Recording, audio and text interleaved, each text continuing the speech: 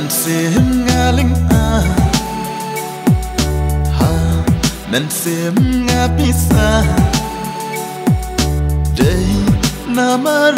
jong pi shisha day namar jong pi shisha ha nan sim nga ling a ha nan sim nga pisa day namar jong pi shisha day namar jong pi shisha abang apet ya durbhabril jong pi nga sho ching ki la dum ne shai gasni hala marwe ngam nang ban le nga chu một dur kum ne la ka prthei halam se chong nga kashle tang da jing e kum no ha phi ngan play halam se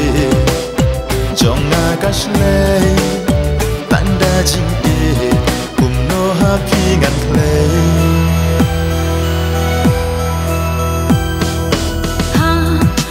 nun nga ling a ha do nun nga bisa day namar jong pi shisha day namar jong pi shisha ha do nun nga ling a ha do nun nga bisa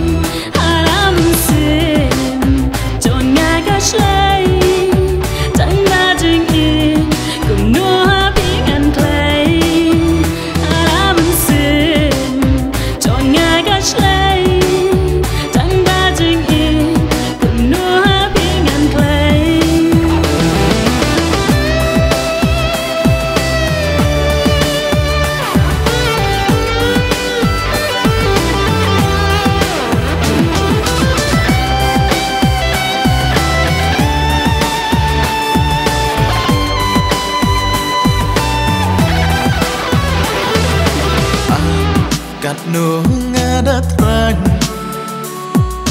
bat pi ban nia don lang shi tu nam ban ya sa lang shi tu nam ban ya sa lang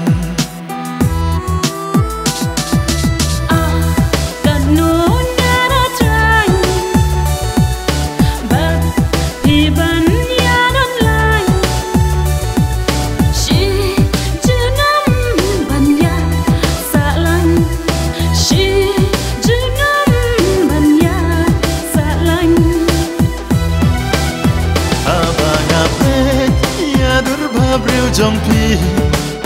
nga sho ching ki la dum ne shai gasni hala marwe ngam nang ban le nga chu một